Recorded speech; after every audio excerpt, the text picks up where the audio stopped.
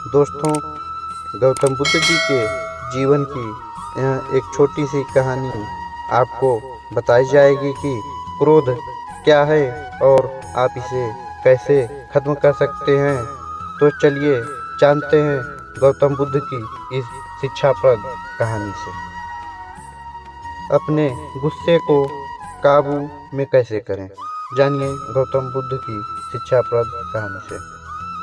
एक बार गौतम बुद्ध जी अपने शिष्यों के साथ बैठकर उन्हें कुछ समझा रहे थे। बुद्ध के सभी शिष्य बुद्ध को बड़े ध्यान से सुन रहे थे। बुद्ध और उनके सभी भिक्षु यह देखते हैं कि उनकी तरफ एक आदमी बड़ी तेजी से आ रहा है और वह आदमी बहुत क्रोध में है और वह कुछ बड़बड़ाता आ रहा है। उस व्यक्ति को देख गौतम बुद्ध के कुछ शिष्य समझ जाते हैं कि यह व्यक्ति कुछ गलत करने के उद्देश्य से गौतम बुद्ध जी के पास आ रहा है।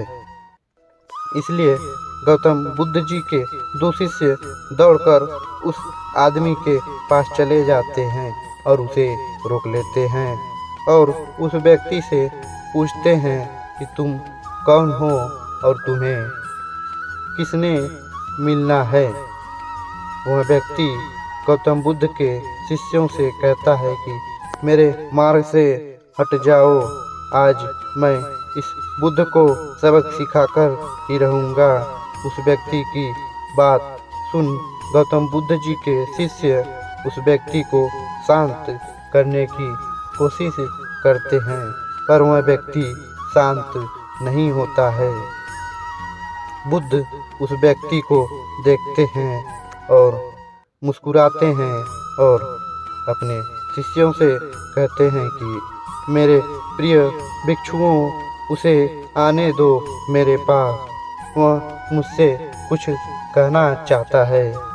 बुद्ध की आज्ञा का पालन करते हुए बुद्ध के भिक्षु उस व्यक्ति के मार्ग से हट जाते हैं और वह व्यक्ति भिक्षु बुद्ध जी के पास आकर खड़ा हो जाता है। जैसे ही व्यक्ति बुद्ध के पास पहुंचता है, वह बुद्ध को गालियां देना शुरू कर देता है और बुद्ध जी उस व्यक्ति की गालियां सुनते रहते हैं, परंतु उसे कोई भी उत्तर नहीं देते। बहुत देर तक बुद्ध को गालियां देने के बाद वह व्यक्ति अपने मन में सोचता है कि मेरी गालियां का तो बुद्ध पर कोई भी असर नहीं हो रहा है। इसलिए उस व्यक्ति का क्रोध और भी ज़्यादा बढ़ जाता है और वह व्यक्ति बुद्ध के ऊपर थूक देता है। उसके बाद बुद्ध जी एक कपड़ा उठाते हैं और उसे थूक को पोंछ देते हैं। यह देखकर गौतम बुद्ध के सभी भिक्षु क्रोध से भर जाते हैं, पर बिना बुद्ध जी के आज्ञा के कोई भी भिक्षु अपना क्रोध प्रकट नहीं करता। वह व्यक्ति दोबारा से बुद्ध जी के ऊपर थूकता है और बुद्ध दोबारा से एक कपड़ा उठाते हैं और उस थूक को साफ कर लेते हैं और मुस्कुराकर इस व्यक्ति से कहते हैं कि मित्र, तुम कुछ और करना चाहते हो। जैसे ही वह व्यक्ति बुद्ध का यह प्रश्न सुनता है, वह व्यक्ति भीतर तक हिल जाता है और वह व्यक्ति बुद्ध जी को कोई भी उत्तर नहीं दे पाता है और तुरंत वहाँ से चला जाता है। बुद्ध के सभी भिक्षुओं के मन में यह प्रसन्न होता है कि उस व्यक्ति ने बुद्ध जी का इतना अपमान किया, लेकिन बुद्ध जी ने उस व्यक्ति को यह क्यों कहा कि क्या वह और कुछ कहना चाहता है। सभी भिक्षुओं में से एक भिक्षु बुद्ध जी से कहता है कि आपने उस व्यक्ति से यह क्यों कहा कि क्या वह कुछ और कहना या कहना चाहता है, जबकि यह तो स्पष्ट था कि वो व्यक्ति यहाँ कुछ कहने नहीं आया था, बल्कि वह तो आपका अपमान करने आया था। क्या आप उसके द्वारा किए गए अपमान को नहीं देख पाए? बुद्ध जी मुस्कुराते हैं और अपने सभी भिक्षुओं से कहते हैं कि मेरे प्रिय भिक्षुओं, अपमान और सम्मान उसे नजर आता है जो इन दोनों से चिपके हुए होते हैं। मैं इन दोनों से भी ऊपर उठ चुका हूँ, इसलिए ना तो यह मुझे परेशान कर सकता है और ना ही सम्मान मुझे प्रसन्न कर सकता है।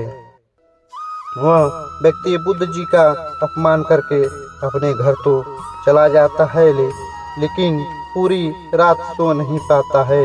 उसके मन में सिर्फ यही प्रश्न घूमता रहता है कि मैंने बुद्ध का अपमान किया, उन्हें गालियाँ भी दी, फिर भी उन्होंने मुझसे यह क्यों पूछा कि क्या मैं कुछ और कहना चाहता हूँ, जबकि मैं वहाँ कुछ कहने नहीं बल्कि उनका अपमान करने गया हुआ था। अगले दिन वह व्यक्ति सुबह सुबह जल्दी उठकर बुद्ध जी के पास चला जाता है और उनकी चरणों में लेट जाता है। बुद्ध के सभी शिष्य उसको देखकर आश्चर्यचकित होते हैं कि जो व्यक्ति कल बुद्ध जी का अपमान करके गया हुआ था, आज वह रो रहा है और बुद्ध जी के चरणों में पड़ा हुआ है। बुद्ध जी उस व्यक्ति को उठाते हैं और उस व्यक्ति से कहते हैं कि हे मित्र, क्या तुम और कहना चाहते हो? इतने में ही बुद्ध जी का एक भिक्षु बुद्ध जी को टोकता है और उनसे पूछता है कि बुद्ध जी, जब वह कल यह व्यक्ति आपका अपमान कर रहा था, तब भी आपने यही बात कही थी, क्या तुम्हें मुझे कुछ और कहना है? और आज भी यह व्यक्ति आपके चरणों में पड़ा रो रहा है, आप तब भी यही बात कह रहे हैं, इसका क्या अर्थ है? बुद्ध जी, कृपया आप हमें समझाइए। बुद्ध जी कहते हैं कि बात को कहने के लिए शब्द असमर्थ है। कल भी यह व्यक्ति मुझसे कुछ कहना चाहता था, पर शब्द असमर्थ थे, इसलिए क्रोध में आकर उसने मुझ पर थूक दिया। इसने वो बात मुझसे कहने का प्रयास किया और आज भी शब्द असमर्थ इसके आंसू कह रहे हैं, जो यह कहना चाहता है कि उसके बाद वह व्यक्ति बुद्ध जी से कहता है कि बुद्ध जी, मुझे क्षमा कीजिए, मैंने आपका अपमान किया है। बुद्ध जी कहते हैं, तुम्हें क्षमा मांगने की कोई भी आवश्यकता नहीं है, क्योंकि क्रोध भी तुमने किया और उसकी पीड़ा भी तुमने ही पाई है। इसमें तुमने दूसरे को, किसी को क्या नुकसान पहुंचाया है? बुद्ध जी अपने सभी भिक्षुओं और उस व्यक्ति से कहते हैं, क्रोध जलते हुए अंगारे की तरह है, जिसे हम अपने हाथ में पकड़ते हैं और किसी और पर फेंकने के लिए, और सर्वप्रथम उस अंगारे से हमारा ही हाथ जल जाता है। दोस्तों, यह गौतम बुद्ध जी के जीवन की कहानी को सुनकर आपको क्या सीखने को मिला? यहीं नीचे कमेंट बॉक्स में कमेंट करके ज़रूर बताइए। साथ ही अपने दोस्तों के साथ इस कहानी को शेयर करना ना भूलिए।